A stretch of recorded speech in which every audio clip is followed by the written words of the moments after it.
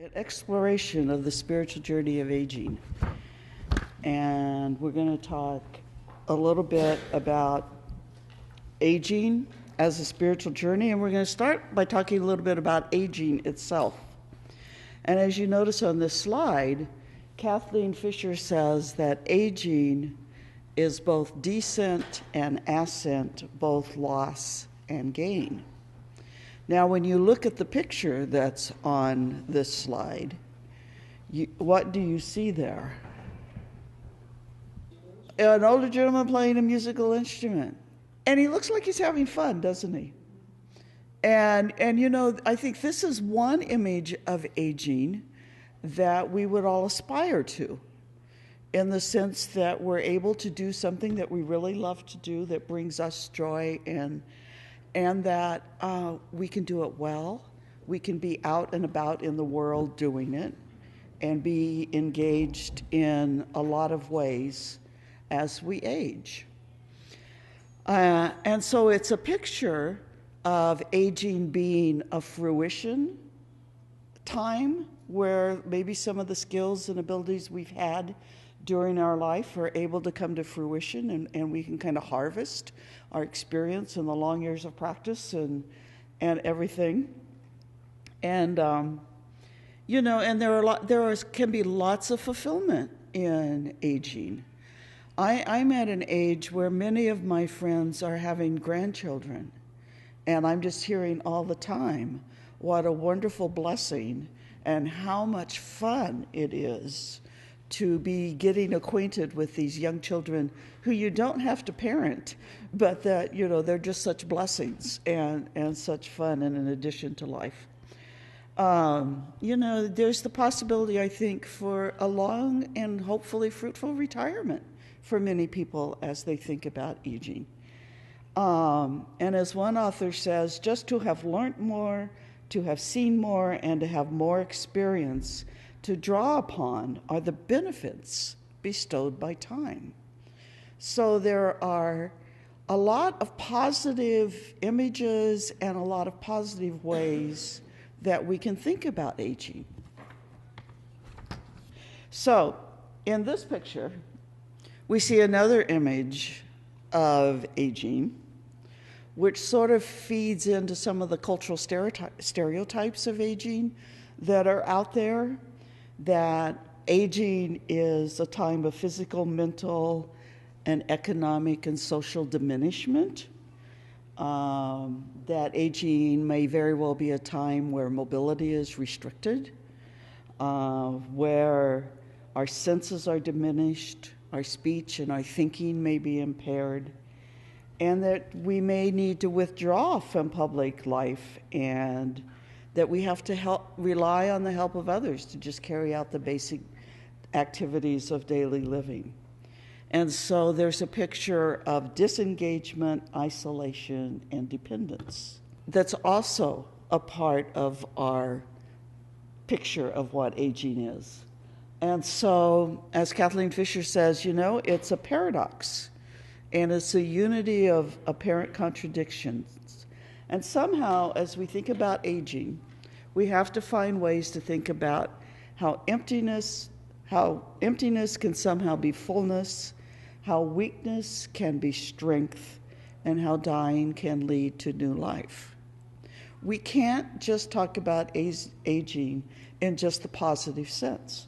There are many positive things about aging, but there are also some downsides of aging. And to discount the reality of that, I think, is doing a disservice to the people we serve. And so somehow we have to find a way to enter it in a slightly different way. As the pictures are coming up on the screen, what do you see there? Things that remind us of sort of organized religion, don't we? Worship spaces, texts, prayer wall, rosary beads, a lot of different ways that people practice their faith in the context of religion. So when we are talking about religion, if we're going to talk about aging as a spiritual journey, Religion is often a part of that, but not always. And, and in terms of the organized part of the spiritual journey, most of the faith communities are going to have their sacred texts, they're going to have sacred spaces, places, ways of praying, times of praying, and ritual that are all involved in that spiritual journey. And I think, when we're serving older adults, knowing their faith history or lack of faith history can help us, key in on ways that we can maybe support. So, religion is an organized system of beliefs, practices, rituals, and symbols designed to facilitate closeness to the sacred or transcendent, which can be God, a higher power, or ultimate truth, depending on your framework, and to foster an understanding of one's relationship and responsibility to others in living together in community. The one thing that most faith traditions do is that it's not just a Lone Ranger. It is people practice their faith as part of a community, and so it does bring them into relationship with others. And one other person says that religion is generally recognized to be the practical expression of spirituality, the organization, rituals, and practices of one's belief. But we live in a time when a lot of people say, "Oh, I'm not religious, but I am spiritual." Have you ever heard those words? I hear them a lot. And spirituality is a little bit broader than just a religious tradition or a faith tradition. And so, as this is borrowed from Don, not everyone has a religion, but we would argue that everyone does have a spirituality. And so, but sometimes what that spirituality is and how to define it and describe it gets a little difficult. So what I would like you to do somewhere on a piece of paper, take a minute to just write your definition or description of spirituality, and are there metaphors or images that help you describe that?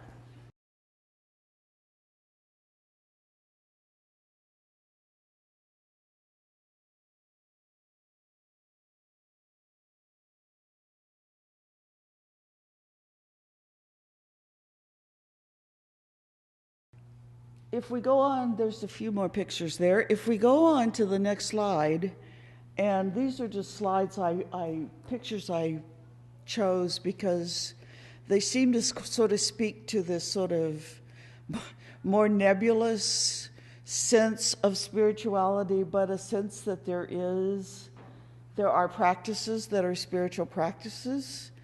There are places that feel sacred and spiritual that I think we all experience, whether or not we're in a church. So, in a broad sense, spirituality is about our existence, our relationships with ourselves, others, and the universe. It is something we experience, and it requires abstract thinking and will. And spiritual development provides us with insight and understanding of ourselves and others. So, we have just a couple of definitions here, and this one comes courtesy of Don Koepke. Spirituality is an inner knowing, a point of reference from which all actions derive. So, it's sort of the center of who we are and the thing that guides our interpretations of the world around us and the way we make decisions about how we're going to be and what we're going to do in the world. Now, that can very much be from a faith tradition. that helps us define that point of reference and how we make decisions about entering into the world. So this next one is a definition of spirituality that I really like, because for me it takes it a little bit out of the amorphous and makes it a little more for me to hang on to. So spirituality is the aspect of humanity that refers to the way individuals seek and express meaning and purpose, and the way they experience their connectedness to the moment, to self, to others, to nature, and to the significant or sacred.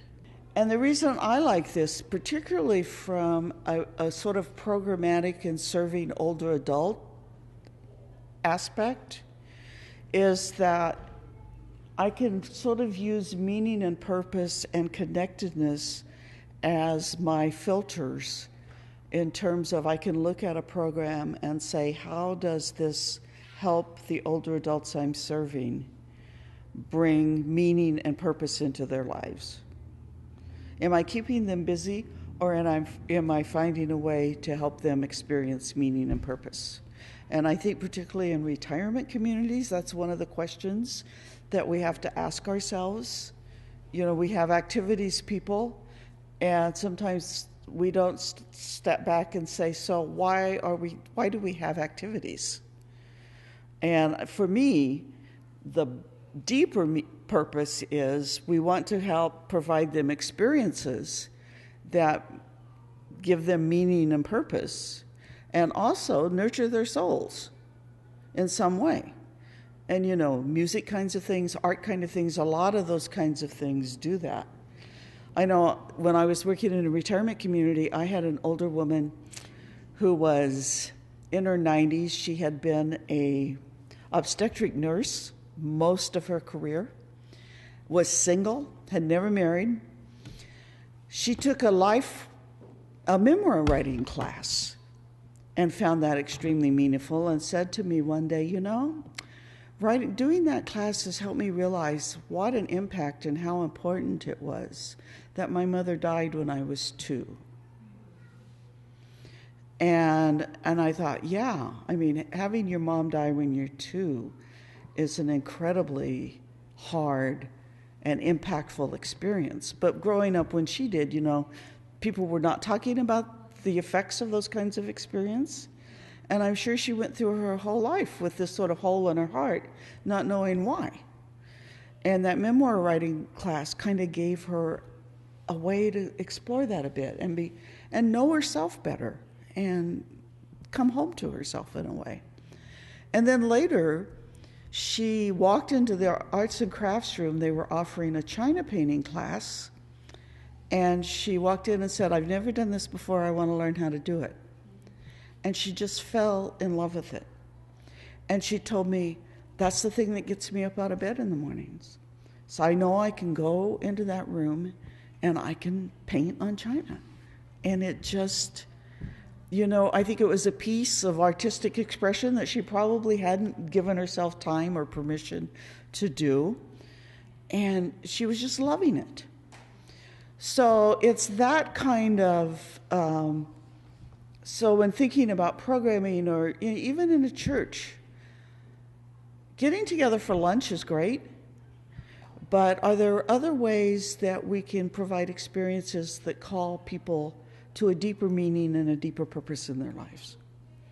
And the other piece is, you know, connectedness. Being connected to just where we are now. Being connected to ourselves, to others, to nature, and to the significant or the sacred, or to God. How do we help people build relationships with themselves, with others, pathways to God? It's a huge arena. And what I noticed in retirement community, particularly in a large one, you know, you could have an activity, but unless you were intentional about asking people to introduce themselves to the people they were sitting next to, or have a conversation with someone, a person could come to an activity and leave and feel lonelier when they left than when they started, because they had been there but not really connected with anybody. And so these two pieces, at least for me, help take spirituality out of the sort of, difficult ways, and make it concrete and practical. And then also provide a little bit of direction in terms of avenues that we can take to kind of help tap into people's deeper sense of self and their own spirit and soul. So as we think about spirituality then, in the retirement community world, I was, we got these wellness circles that have the segments of life, and I'm sure you have all seen these. And so when I was thinking about programming in a retirement community world, I was wanting to make sure I was hitting all these segments. But as I worked with it more and more, I came to believe that actually all of those segments, the spiritual is sort of at the heart of all of it, at the center. And all of these other pieces feed into that and feed out of that. Does that make sense? And that if we're thinking about nourishing the spiritual, there are doorways in through these other, the psychological, the physical, and the intellectual, the emotional, and vocational. But that at the heart of it all, we really need to be thinking about the spirit and what is happening there.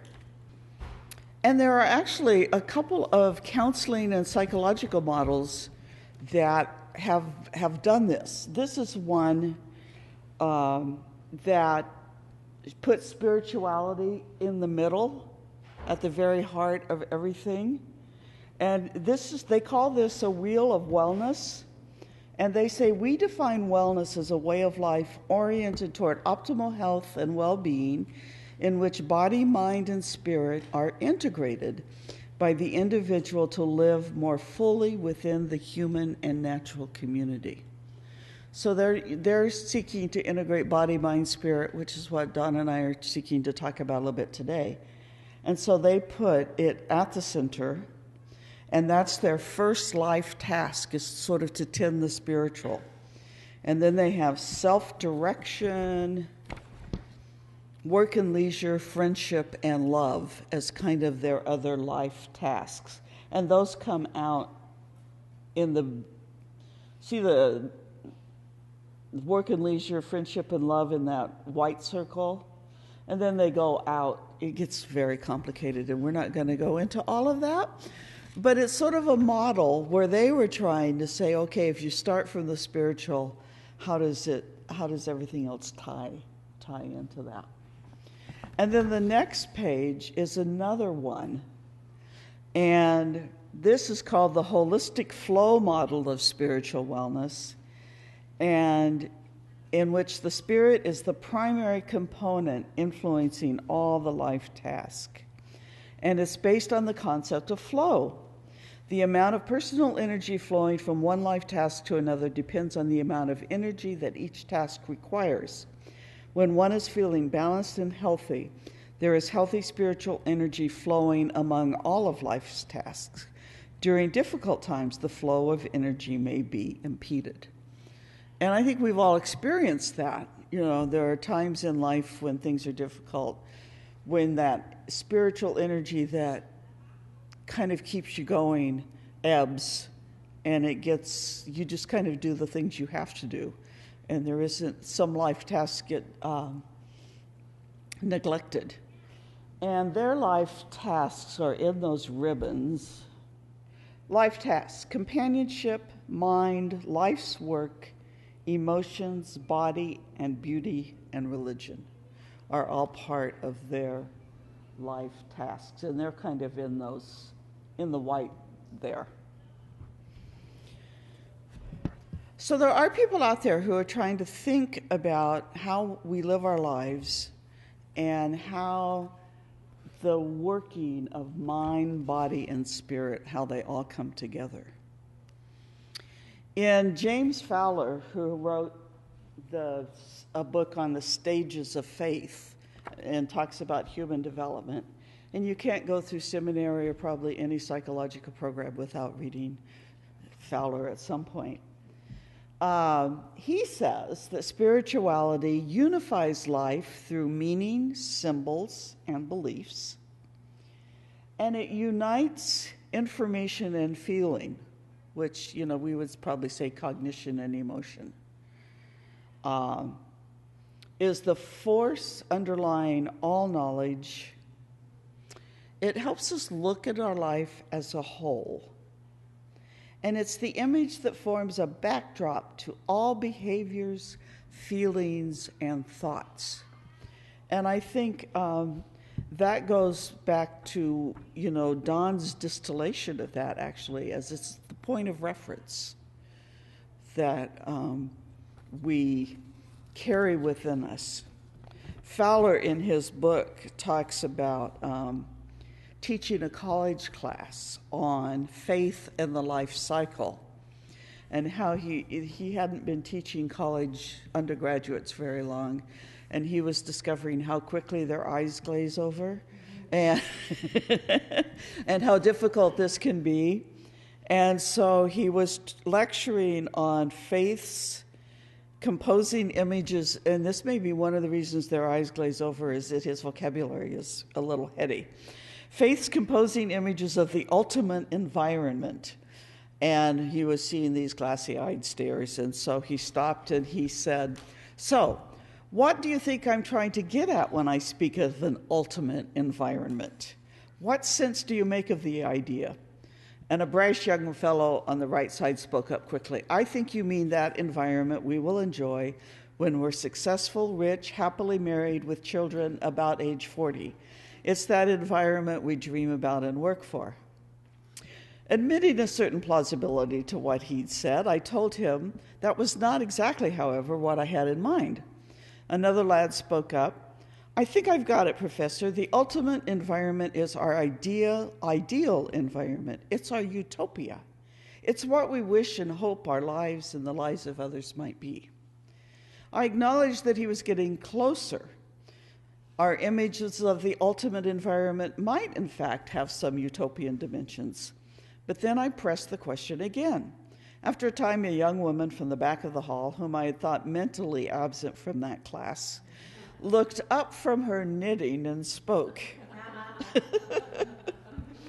"I think you mean, Professor, our images of that largest theater of action in which we act out our lives.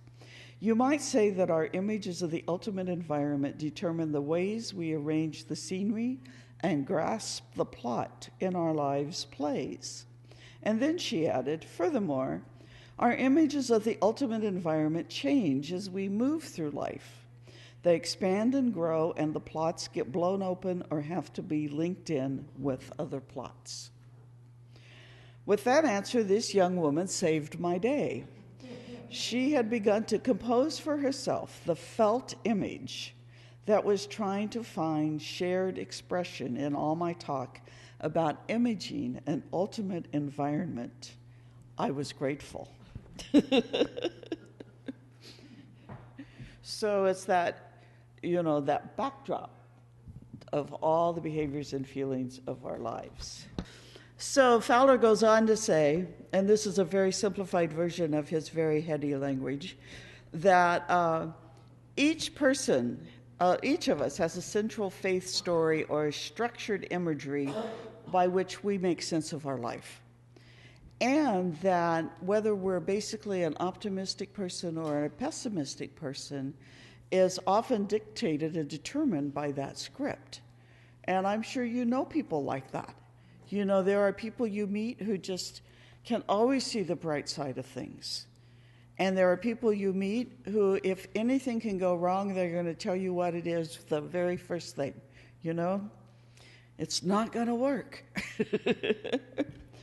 And the way we develop spiritually is enhanced or curtailed by that life pattern. So, our next slide has a lot of faces on it. And I just wanted you to look at them for a minute, because I think as you look at these folk, couldn't you kind of imagine a story for some of them? And it's amazing to me how much is reflected of our lives on our faces as we age. And I would guess that the gentleman second from the left at the top, I would guess that he may have been a kind of pessimistic person. Would you guess? At least in that picture, he's just looking a little skeptical about things. And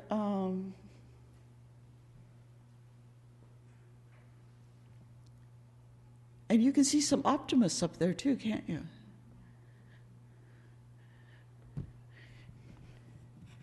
So it's just something to think about. So we're going to talk just a little bit about this whole idea of journeying, life as a spiritual journey.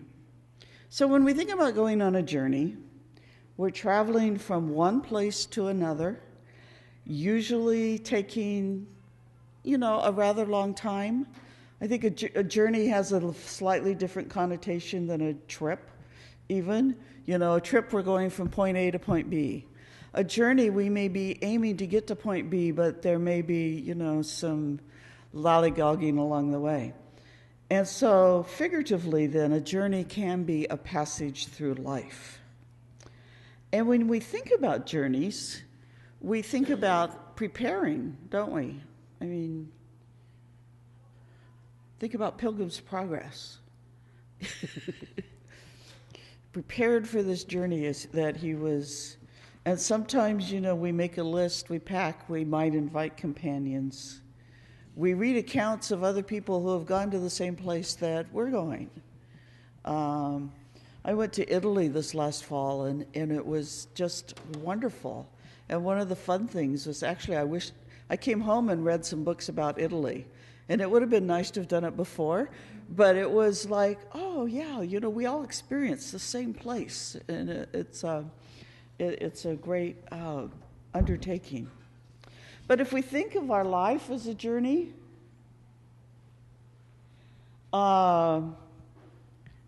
it's a process, and there are detours and mistakes along the way. We might even get lost. But there's always, when we're on a journey, there's always something ahead of us, isn't there? And our life's journey really isn't finished as long as we're breathing and we're still here. And this is where we, and we will hopefully hit this later, Anne, but the residents who are going, I don't know why I'm still here. I'm ready for this journey to be done, but it doesn't seem to be done. And so we can also think of our life's journey as a journey of the soul.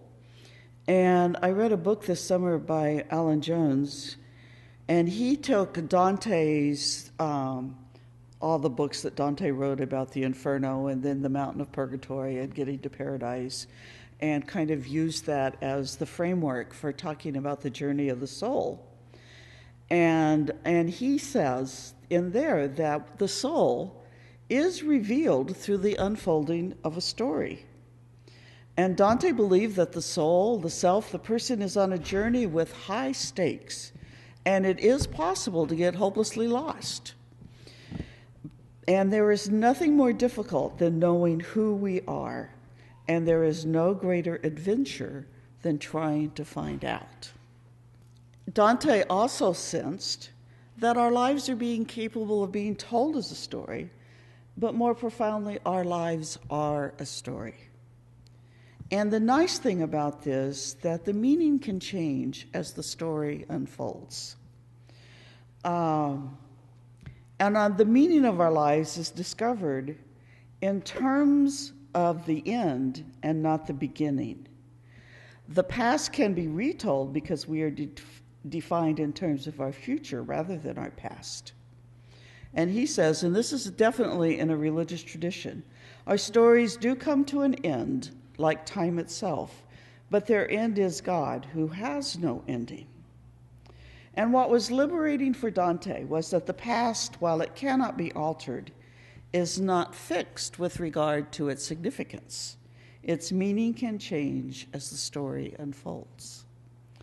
And I think sometimes, people have difficult experiences in their past, and it defines them for their whole life. And the meaning of it never changes. And one of the challenges and one of the opportunities of older adulthood is having the opportunity to kind of reflect back and maybe change the meaning of some of those events, or find, what might be a silver lining in a really difficult experience. Of discovering our life story. And it's discovering our landmines and our landmarks. So your landmines are those unexpected events, those difficult events that do forever sort of change your life. It can be a divorce, a death, a betrayal, a rejection, a major disappointment. And then the landmarks are those events that provide direction and stability to our lives, and the events that have guided us and protected us. And actually, when I've been thinking about this, landmines are pretty easy to identify. You can kind of look back at your life, and it doesn't take very long to sort of identify those points where something happened that changed everything.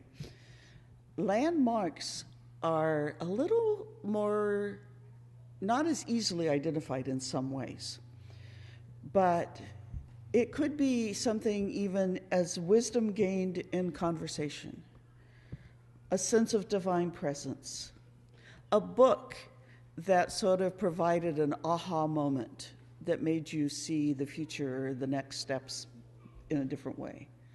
Someone giving you a deep affirmation of who you are, which is more than a compliment. It's someone who really sees deep into you and is able to affirm who you are and the gifts that you have. And significant accomplishments can also be landmarks. I have a couple of examples. When I started seminary, I was a member of an evangelical covenant church going to a Methodist seminary, and I had no idea where I was going to land or what exactly I was going to do.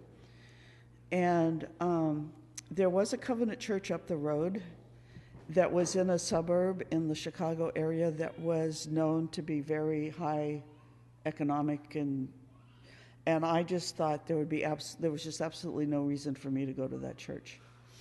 And a friend who was Methodist happened to know the pastor of that church through a kind of weird association of people. And she said to me one day, she said, "I think you should visit there. I think that would be a good place for you."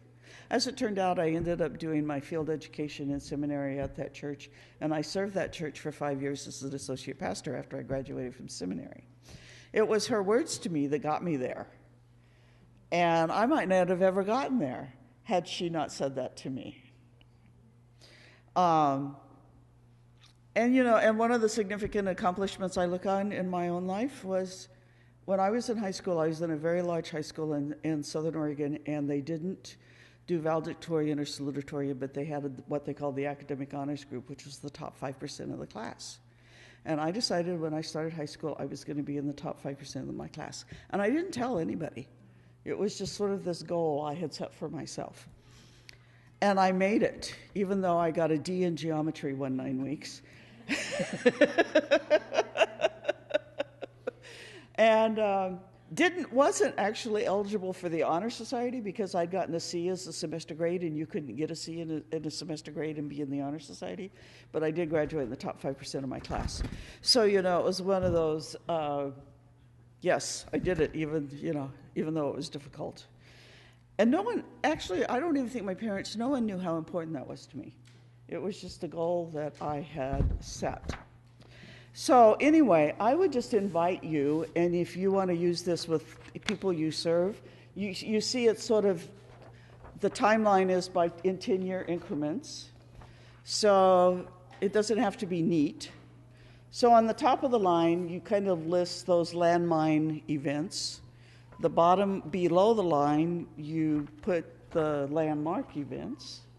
And then just take a look at it and see if you notice any associations. You know, I talked about this just briefly with some older adults last week, and one of them said, you know, sometimes your landmines turn out to be a landmark. And it was sort of, you know, what we were saying, that really difficult event turns out in, you know, other ways it made your life go a certain direction, but it also, there were some good parts of it. And then you'll notice at the top it says God felt near and God felt far. You know, if someone's relationship with God has been a part of their life and they're kind of, what I would suggest you do is, for each event, sort of on an up and down gradient, put a dot where your sense of God was, and then when in another color, kind of connect the dots. But it's just one quick, easy way that in a group, if you had a group of people that you were meeting, that you could have them do this, and then talk to each other about what they discovered, and it's one way of helping them see that their future does not have to be, can be different than their past, and that it can be open. So, if aging is a spiritual journey, our spirituality of aging must help us find a way to turn losses into gains, to learn how the stripping process, which often accompanies aging, can be a gradual entrance into freedom and new life, and how, in fact, aging can be winter grace. And that, of course, is from Kathleen Fisher's book, Winter Grace, which I invite you to. And actually, as we've been thinking about all of this, the goal of the spiritual journey of aging is to become one's most authentic self. And as Alan Jones says, Dante's mountain is the place where the pilgrim is given the grace to remember and recover the past, re-enter the body and accept the limitations of the flesh, and live in the here and now. In short, it brings us back into a story so that we can endure and enjoy being human in the present moment. The movement into a proper sense of self is also one into right relations with other and with the world. Mutuality, reciprocity, and exchange are the marks of the fully human. In short, we are called to love and be loved. And I want to close with a poem by Mary Oliver. One day, you finally knew what you had to do and began. Though the voices around you kept shouting their bad advice, though the whole house began to tremble and you felt the old tug at your ankles. Mend my life, each voice cried. But you didn't stop. You knew what you had to do. Though the wind pried with its stiff fingers at the very foundations, though their melancholy was terrible, it was already late enough, and a wild night, and the road full of fallen branches and stones. But little by little, as you left their voices behind, the stars began to burn through the sheets of clouds, and there was a new voice which you slowly recognized as your own, that kept you company as you strode deeper and deeper into the world, determined to do the only thing you could do, determined to save the only life you could save.